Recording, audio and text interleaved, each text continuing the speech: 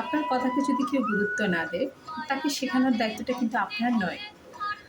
ঠিক আপনি তাকে শেখাতেও পারবেন না। জীবন বদলে দেওয়ার মতো অনেক গল্পই আমাদের আশেপাশে আমাদের শুনতে হয়। কিন্তু একটা কথা মনে রাখবেন, রাজা না খেয়ে মরতে পারে, কিন্তু কারো কাছে ভিক্ষা চায় না। ঠিক তেমনি ঈগল কখনো মরা পচা খাবার খায় না। কেন জানেন? এইটা তাদের আত্মসম্মানে লাগে, আর তাদের আত্মসম্মান বোধটা অনেক বেশি। তাদের মনের মধ্যে রয়েছে অদম্য শক্তি।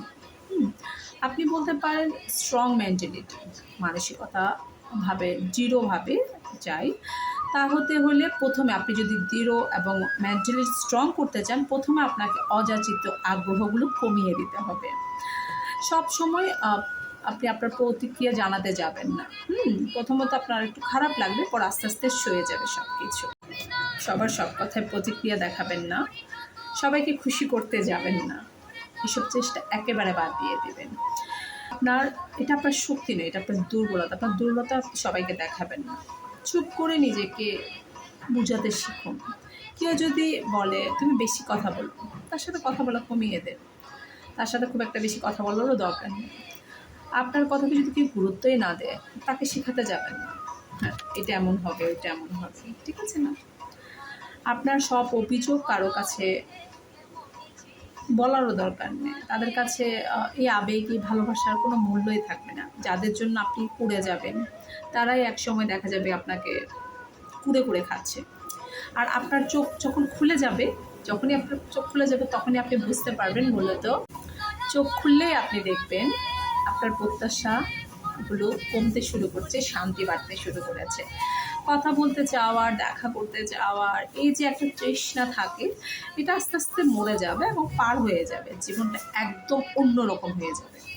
এই যে আপনি যাকে ভালোবাসি, কিন্তু একসময় জীবনটা যাকে ছাড়া আপনি চলতেই পারতেন না, এই অনুভূতিগুলো যে কঠিন আর কিছু হয় না। আগ্রহ যখন চলে গেছে, মানুষটাকে আপনি হারিয়ে ফেলেছেন বা মানুষটা লাইফ থেকে চলে গিয়েছে, তখন আপনি মুক্ত। কে কি বললো, কে কি ভাবলো, আর কে কি বলছে পিঠ পিছে মাথা কামানোর দরকার নেই। যে যার কাজ নিয়ে থাকে, এটা আপনার দেখার বিষয় না। নিজের জীবনকে আপনি গুছিয়ে নিতে চেষ্টা করুন আপনি আপনার মতো করে ভালো থাকার, হাসি খুশি থাকার। একসময় ঠিক টের পেয়ে যাবেন ঠিকই পজিটিভ জিনিসগুলো আপনাকে ধারণ করছে। যতই আপনি পজিটিভিটি নিচ্ছেন, নিজের মধ্যে পজিটিভিটি ধারণ করছেন, চারপাশের লোকজন ততই নেগেটিভ হয়ে উঠছে। পজিটিভ মানুষগুলো কেমন জানি দেখতে সুন্দর হয়, ঠিক তেমনি তত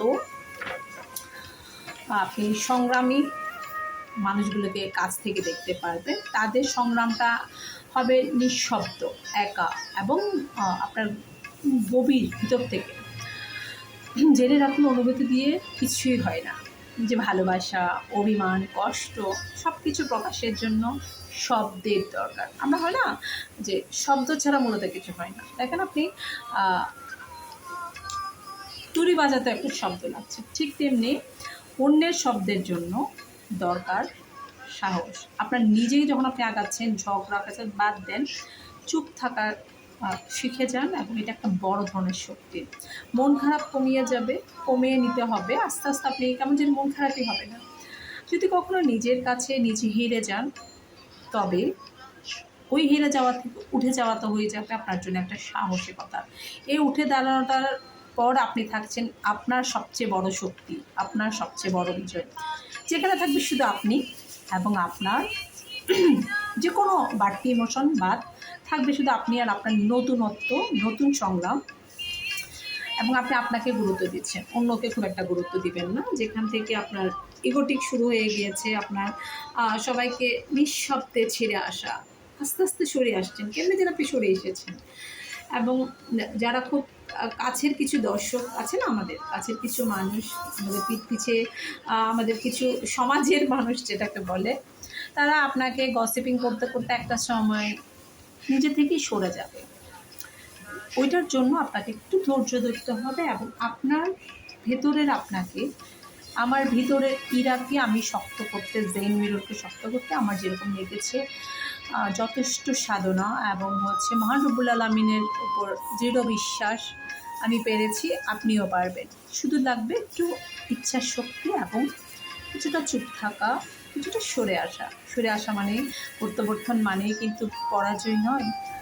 আমার এই কথাগুলো যদি আপনাদের ভালো লেগে থাকে, আমার কথাগুলো থেকে যদি মনে হয় আমার এই ভিডিওটা থেকে আপনার কাজে আসবে, আপনার কোনো ভালো লাগা বা আপনার কাছের মানুষ এবং আপনার বন্ধুদেরকে আপনি শেয়ার করতে পারেন, নিজেও টাইমলাইনে রেখে দিতে পারেন। যদি আমার এই কথাগুলো আপনার নজর কাড়ে তাহলে অবশ্যই নিজের জন্য রেখে দিন, সাথে শেয়ার করুন আপনার বন্ধুদের কাছে। এবং অবশ্যই সবার আগে মানুষ সত্য, নিজেকে ভালোবাসুন, নিজের মনকে ভালোবাসুন। ধন্যবাদ।